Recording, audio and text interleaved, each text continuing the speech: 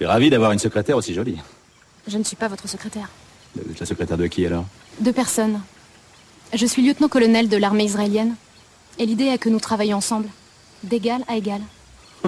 On en reparlera quand il faudra porter quelque chose de lourd.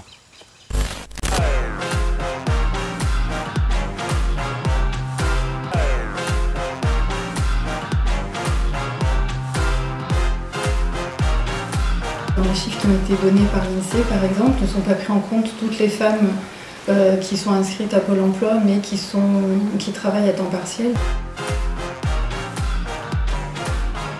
La situation des femmes par rapport à l'emploi, elle est évidemment déséquilibrée. Il y a une première chose, c'est qu'il y a des inégalités de salaire, du coup des revenus moins importants, et donc une assurance chômage, puisqu'elle est en partie proportionnelle, qui est plus basse.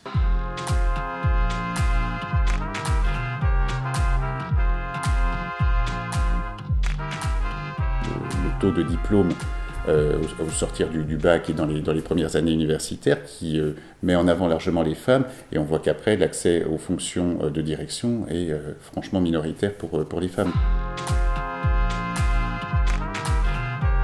Les difficultés qui sont rencontrées, elles se multiplient. Toutes les problématiques qui existent pour les femmes, eh bien, elles viennent s'ajouter.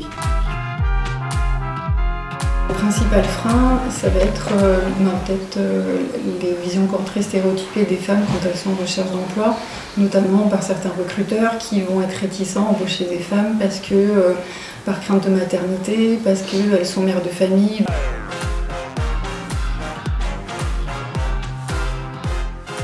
On considère que c'est dès la petite enfance, dès l'école maternelle ou dès l'école élémentaire, qu'il faudrait dire aux enfants que les petites filles et les petits garçons ont les mêmes chances de réussite dans toutes les matières, que les petites filles et les petits garçons peuvent faire les mêmes études. On doit intervenir auprès des acteurs de l'emploi, on doit intervenir auprès des entreprises, et puis on doit intervenir également auprès des salariés pour les sensibiliser, à l'ensemble des champs de métiers qui sont offerts, et puis 2, à la nécessaire articulation des temps personnels et permettre aux femmes d'avoir une carrière professionnelle égale à celle des hommes.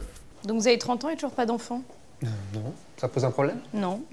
C'est dans vos projets, les enfants? De toute façon, je confonds jamais le privé et le pro. Ah bah si, désolée, mais moi j'ai déjà 10 congés pater sur le dos en fait là, donc si on pouvait éviter, ce serait pas mal. Donc? J'aime pas les enfants.